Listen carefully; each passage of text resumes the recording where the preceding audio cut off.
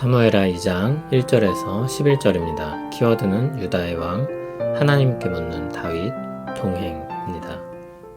그 후에 다윗이 여호와께 여쭈어 아뢰되 내가 유다 한 성읍으로 올라가리이까? 여호와께서 이르시되 올라가라. 다윗이 아뢰되 어디로 가리이까? 이르시되 헤브론으로 갈지니라. 다윗이 그의 두 아내 이스라엘 여인 아히노암과 갈멜 사람 나발의 아내였던 아비가일을 데리고 그리로 올라갈 때에 또 자기와 함께한 추종자들과 그들의 가족들을 다윗이 다 데리고 올라가서 헤브론 각 성읍에 살게 하니라. 유다 사람들이 와서 거기서 다윗에게 기름을 부어 유다 족속의 왕으로 삼았더라. 어떤 사람이 다윗에게 말하여 이르되 사울을 장사한 사람은 길르앗 야베스 사람들이니이다 하매 다윗이 길르앗 야베스 사람들에게 전령들을 보내 그들에게 이르되 너희가 너희 주 사울에게 이처럼 은혜를 베풀어 그를 장사하였으니 여호와께 복을 받을지어다. 너희가 이 일을 하였으니 이제 여호와께서 은혜와 진리로 너희에게 베푸시기를 원하고 나도 이 선한 일을 너희에게 갚으리니 이제 너희는 손을 강하게 하고 담대히 할지어다. 너희 주 사울이 죽었고 또 유다 족속이 내게 기름을 부어 그들의 왕으로 삼았음이니라 하니라. 사울의 군사령관 네레의 아들 아브넬이 이미 사울의 아들 이스보셋을 데리고 마하나임으로 건너가 길르앗과 아술과 이스라엘과 에브라임과 베냐민과 온 이스라엘의 왕으로 삼았더라. 사울의 아들 이스보셋이 이스라엘 왕이 될 때 나이가 40세이며 2해 동안 왕위에 있으니라. 유다 족속은 다윗을 따르니 다윗이 헤브론에서 유다 족속의 왕이 된 날 수는 7년 6개월이더라. 아멘. 사울이 죽었습니다. 다윗은 에가를 지어 애도했습니다.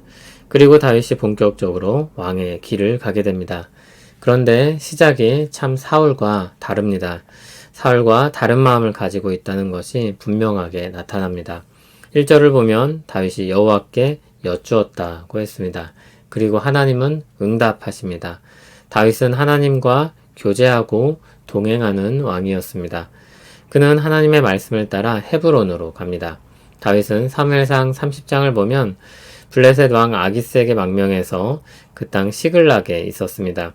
거기에 있을 때 싸워 이긴 전리품을 다윗에게 가까운 유다 장로들에게 보냈습니다.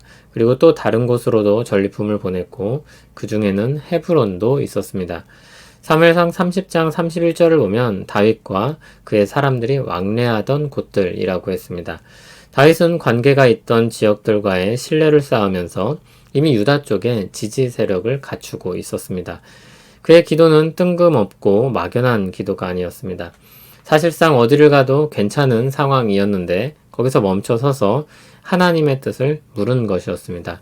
그게 다윗의 탁월한 점입니다. 이스라엘 여인 아히노암과 갈멜 사람 아비가일을 데리고 갔습니다. 그리고 두 아내는 물론이고 그와 함께한 추종자들과 가족들을 다 데리고 갔습니다. 그렇게 유다의 중심 도시였던 헤브론으로 가서 살게 됩니다. 거기서 유다 사람들은 다윗에게 기름을 부어 유다 족속의 왕으로 삼았다고 했습니다.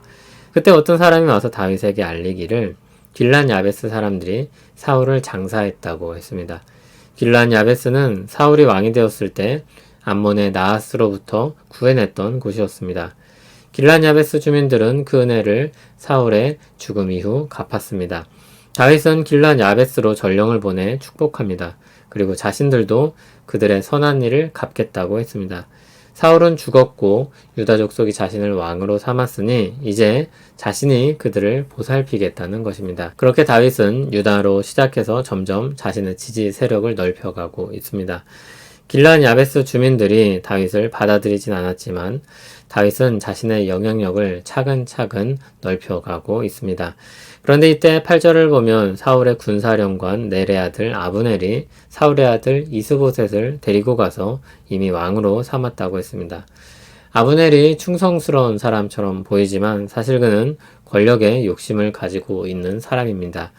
어쨌든 그는 요단강을 건너서 동편 지역에서 사람들을 모으고 사울의 아들 이스보셋을 왕으로 세웁니다. 이스보셋은 2년 동안 왕으로 있게 됩니다. 다윗은 초기엔 유다 족속의 지지만 받았고 7년 6개월 헤브론에서 다스리게 됩니다.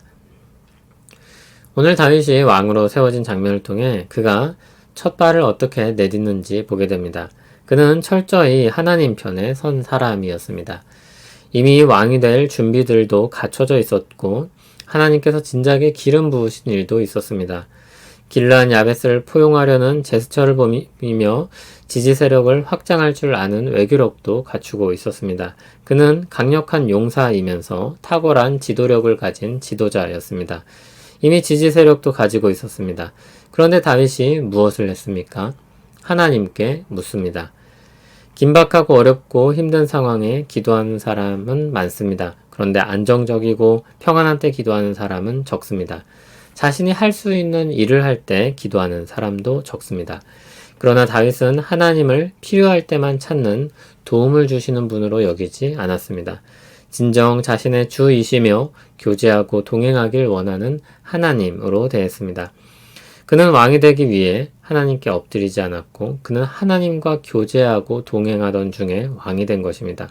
비슷해 보이지만 이 순서는 굉장히 중요합니다. 다윗은 하나님께 주도권을 맡기고 하나님이 가게 하시는 길을 따르는 사람이었습니다.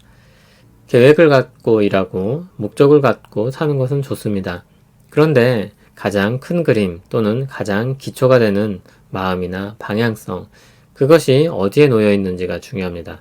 다윗은 하나님과 교제하고 동행하는 가운데 주신 사명을 받고 따랐습니다. 그리고 이미 눈앞에 왕의 자리가 놓였을 때 그때도 여전히 하나님과 함께하는 사람이었습니다. 우리를 한번 돌아보길 바랍니다. 어렵고 힘들 때나 평화롭고 일이 잘 풀릴 때나 하나님과 여전히 교제하는 사람입니까?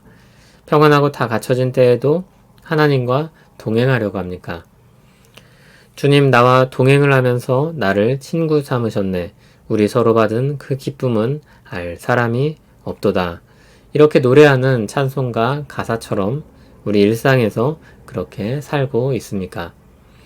주님과 교제하고 동행하는 기쁨을 알고 누리는 사람으로 살고 있는지, 혹시 그것을 놓치고 있었는지 생각하며 주님께 더 가까이 가는 우리 되길 바랍니다. 주님, 우리를 깨끗하게 하시고 사랑받는 자녀로 삼아주셔서 주와 더불어 살게 하시니 감사합니다. 어려울 때나 슬플 때나 기쁠 때나 좋을 때나 주와 더불어 살기 원합니다. 깨어있게 하시고 주신 은혜를 누리게 하옵소서. 예수님 이름으로 기도합니다. 아멘.